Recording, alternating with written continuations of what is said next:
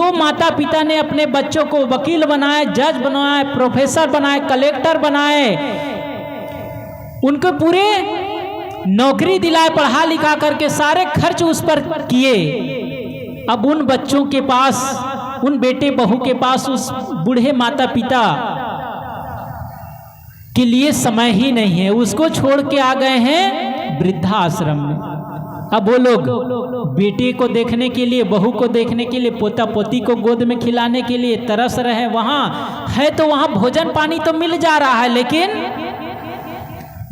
वो दुख के जीवन जी रहे हैं। मैं कहा ना कि किसी व्यक्ति को कपड़े दे दिया जाए, भोजन दे दिया जाए, उससे ही उसका जीवन नहीं चलेगा। यदि उससे बातचीत नहीं किया जाए, उसको यदि प्रेम नहीं दिया जाए, उससे कोई संबंध ना रखे, व्यवहार ना रखे, तो आदमी ज़्यादा दिन जिएगा नहीं। उसका जीवन वैसे ही हो जाता है जैसे एक पौधा हो, वो पौधा हो और पौधा में पानी ना दिया जाए, पौधा में पानी ना दिया जाए तो वो पौधा बिल्कुल अब मरने की करीब है। थोड़ा ही उसमें, थोड़े दिन में धूप पड़ रही है, पानी दिया नहीं जा रहा है, तो बस कब सूख जाए, कब मर जाए वो पौधा पता ही नहीं।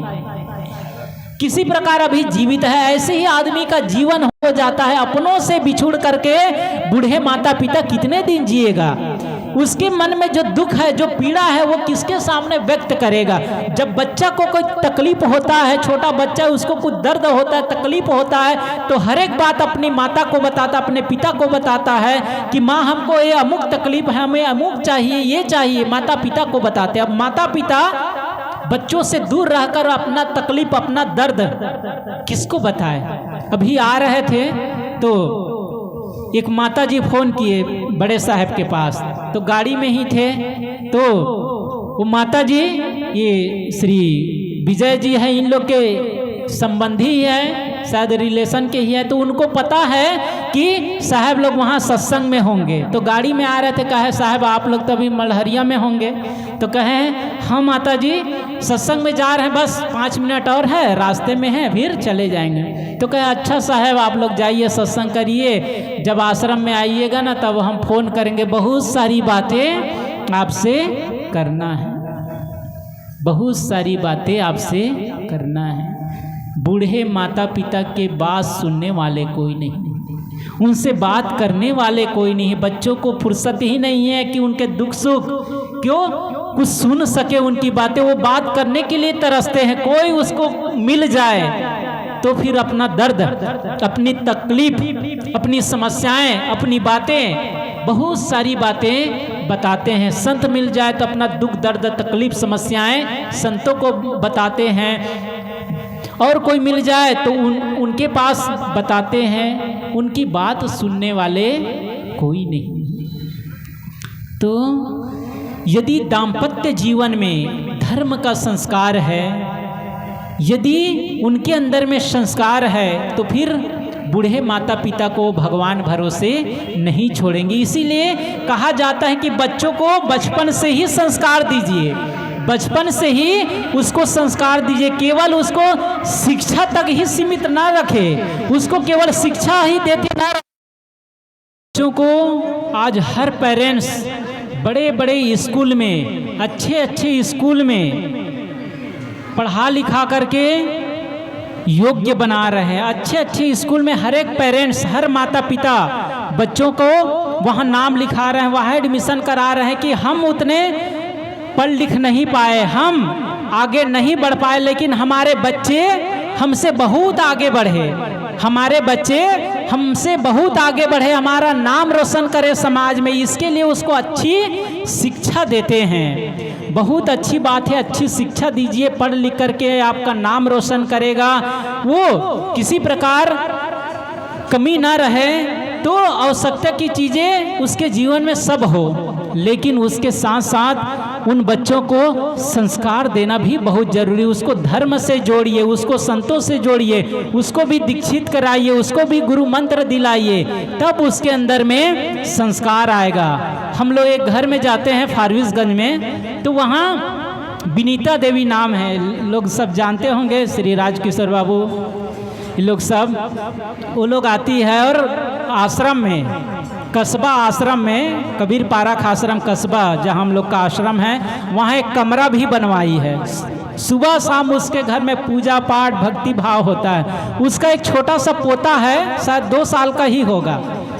इतने संस्कारी है, इतने गंभीर है, इतने संस्कारी है, उसको खिलौना में कुछ नहीं चाहिए, बस माचिस और अगरबत्ती, उसी को लेकर ही वो खेलता रहता है और कुछ भी नहीं चाहिए उसको, इतना संस्कार।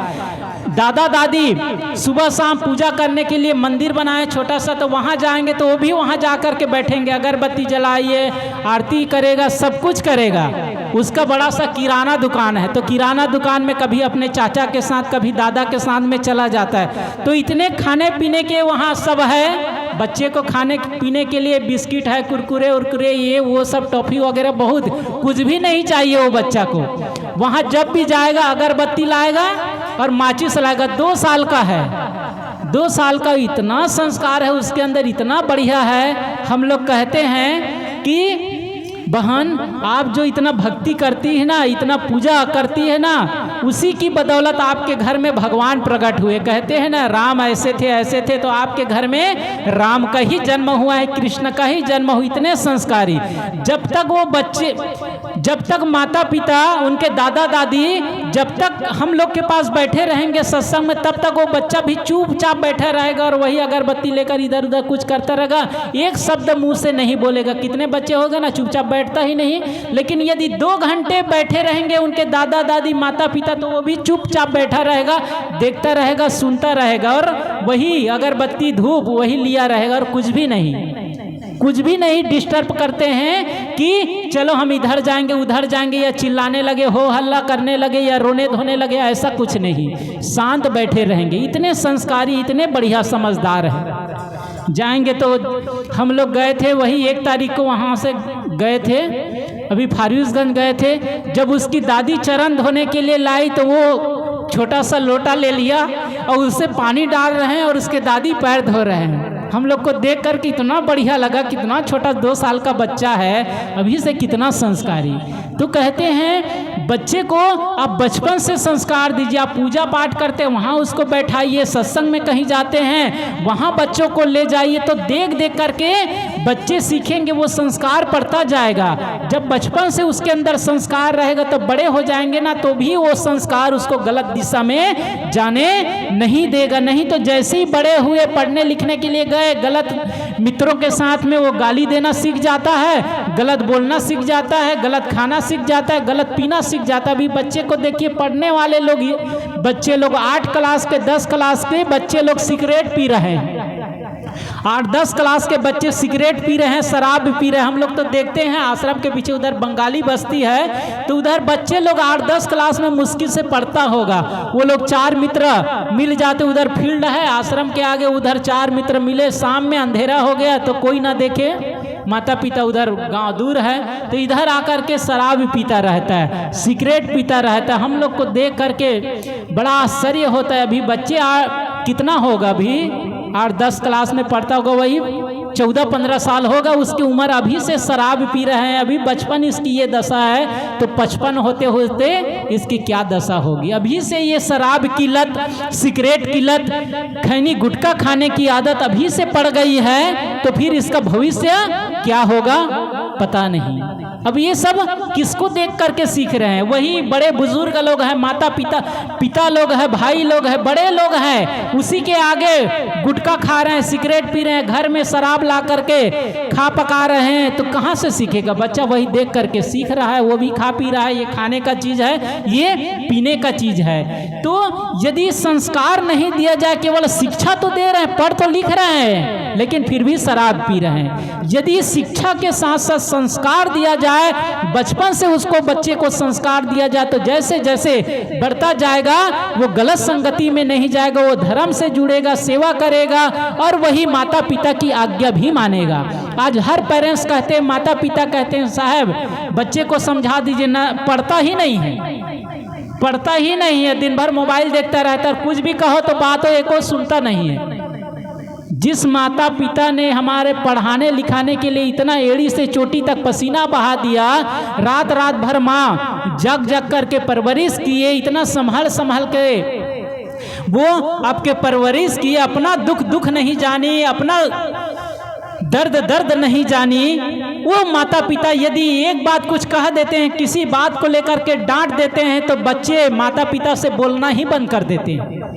बच्चे माता पिता से बोलना ही बंद कर देते हैं। कितना दुख की बात है। यदि कोई संतान अपने माता पिता से ना बोले, बातचीत ना करे, तो माता पिता को कितना दर्द होता होगा, कितना दुख होता होगा।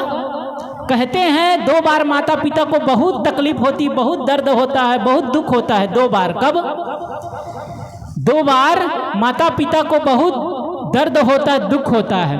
पहला, जब बेटी घर छोड़े अर्थात विवाह होकर के जब बेटी ससुराल जाती, उस समय माता पिता बहुत फूट फूट करके रोते हैं कि मेरी लाडली, मेरी नन्ही सी गुड़िया जो बचपन में मेरी गोद में पढ़ी बड़ी, इतने 20 साल तक मेरे पास रही, आज मुझसे दूर हो रही है। हर माता पिता अपनी बेटी को विदा करते समय बहुत रोती है।